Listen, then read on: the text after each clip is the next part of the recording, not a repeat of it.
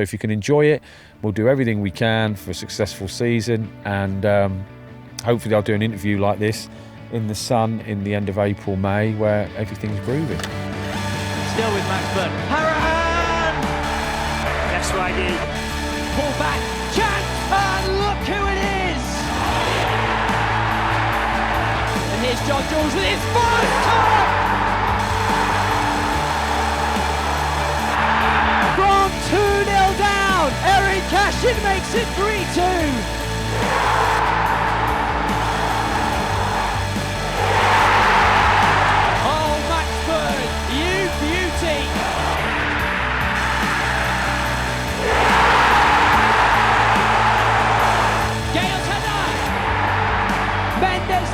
Set-up man, it's Kane Wilson! For Joe Ward, against the leaders at Brad Park, and the away end goes absolutely wild! Derby County have done it. The Rams will be back in the Championship next season. From the edge of extinction to pure elation.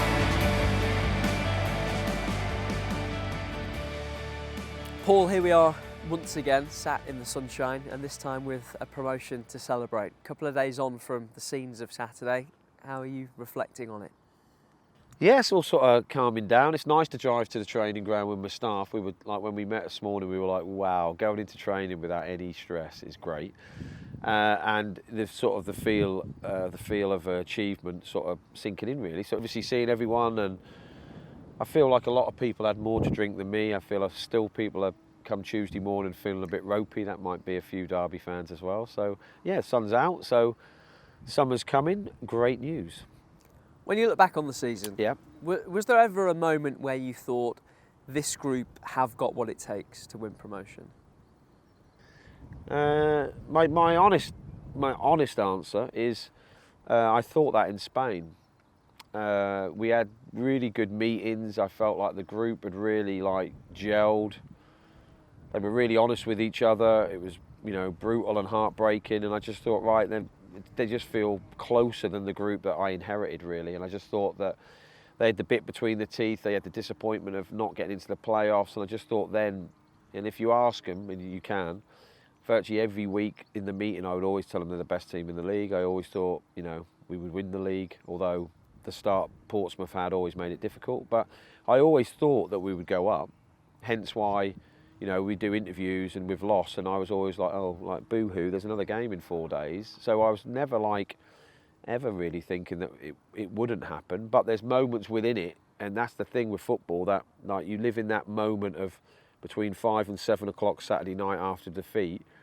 If you've lost and been bad, you obviously doubt. You think, well, next game's going to be tricky. But more often than not, whenever we had a performance like that, apart from the Barnsley, we followed up losing at home to Charlton, I think. Apart from that, we always bounced back quite quick. So I always felt really confident, without being arrogant about it, excuse me. But then I think reality struck was, I think the Portsmouth away game, I remember drawing it, being raging that we drew it. I didn't think we should have conceded. So, but I just remember then thinking we're a pretty good team. All our better players are coming back. We'd gone through the whole burp of not having any strikers and all that, so it just felt like everything was fine, and whatever got thrown at us in the last 6 or 7 games I thought we'd cope with, and the lads did. So yeah, so really the start of the season I honestly thought, and I would have said that if you asked me what you're aiming for, I think I said the title. Disappointed we didn't get it, but the real during the season, the moment where I thought, look, we're not bad, was Portsmouth away, which is disappointing. It should have felt like that in August, but it felt like that in March. So, yeah, that's what I think. You touched on it a little bit there. There weren't many defeats, setbacks here and there, but you never went on a run in the way that some of your rivals did. Was that maybe the difference about why you won promotion ahead of some teams? We never went on a run of bad form or good form. Bad form. Yeah, we didn't really. In fairness, I didn't ever think we were really 10 out of 10 in many games either. I never felt that we were so it's weird last season, I think I've said this before, we smoked all the bottom teams, struggled against the top teams. This season I thought we were always very good against the top teams, and I still think we should have picked up more points away. Against the Barnsley. Bolton away was a game that killed me. Peterborough at home, I don't think we should have lost. So, yes, I never felt, in that respect, I always felt like this season was different, but we never really hit a sticky wicket. You're right, I think Bolton did, Peterborough did. I think it was only Portsmouth that didn't. But what I do remember, about 8 or 9 games to go, like I don't know, say we were 2 points ahead of Bolton, but they had 2 games in hand, and I joked about this yesterday, and you think, oh, there's 10 games left. You think, well, I didn't, but people do think, like, well, Bolton are going to get 6 points from their 2 games in hand, and like, no, they're not. That doesn't happen in football, and they're going to win their next 8, so we have to win. And it never felt like that. It always felt like, look, you just got to average 2 points a game. So with 10 games left, if Bolton get 20 points, they've done great. More than 20, excellent. Less than 20, they're going to struggle. So I just thought that if we just keep consistent and try and, like I've said many interviews, just keep consistent with the players. I mean, they'll probably be bored to death of it, and hence why they need 9 weeks away from me.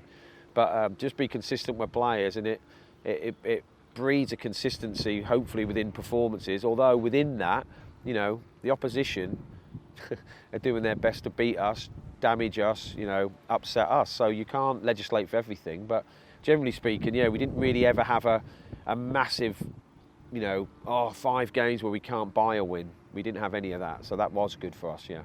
We can go through the list of achievements again and again.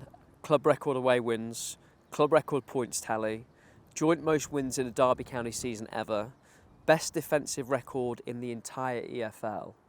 Is there anything that really stands out for you? Well, just going up, really, I think. I won't, I mean, I know you know me very well. So no, just going up. I just have pride in that. So like, I didn't even get a medal. So I'm not that guy. I don't collect things. I'm not a legacy guy or anything like that. All I like is things that are personal to me. So the things that are personal to me, which was amazing about the season, was going into the dressing room after the final whistle with David to try and get the lads out to come out for the trophy, and none of them could hear me shouting at them, and they're bouncing around like 8-year-old children, was an absolute joy. So that's what I remember. I remember the team on that day living literally their best lives in front of their loved ones, and I think that makes all the work worth it for me. So, but hopefully in 10 years, 20 years time, if this team gets invited back because there's loads of dinners in that here, isn't there? Love a Derby dinner. So if in 10 or 20 years time, obviously the team will be back in the Prem then. So, but they'll go, can you remember the League One team? Bless them, let them come out. And hopefully, you know, I think that certain age groups will think, do you remember Cash, that centre-half with the chubby calves? I grew up with him. He was great, him. So I just think it's nice that this group of players will be remembered. I do like that. I am a bit of a romantic with that. But regarding most points, most wins, most away wins, it sounds great, and the coaches will buzz off it. But for me personally, it's about the personal part of it. You talked a lot about your relationship with David Klaus. Can you tell us what the first conversation was like when you saw him after the game on Saturday? It was quite humbling, to be honest. I mean, you could interview him; he'll tell you the same. He just thanked me, which I found I've never had that before. I've never been thanked. It was more like, you know, get in, and you know, it was like thanks for what you've done, and I was like, well, you don't have to thank me. Yeah? I mean, he does pay me. It's not actual full charity. So that was nice, and then I obviously spoke to Kath, his wife, who I see virtually after every home game. She's lovely, and so like they're both so not football owners. That sounds, I don't know if you get what I'm saying, but they don't want the limelight. They just do it because they want to see the team play. So like Sunday, David went to watch the women play. Last night I sat with him watching the under-21s play. He just watched Derby. If they were playing now and it was the Derby Dogs against the Burton Animals, he'd come down and watch. So it's just he just loved it, and in fairness, the joy in his face was a real gift. And he said the same to the coaching staff, and the coaching staff's going, the owners just said thanks to me. It's like weird, isn't it?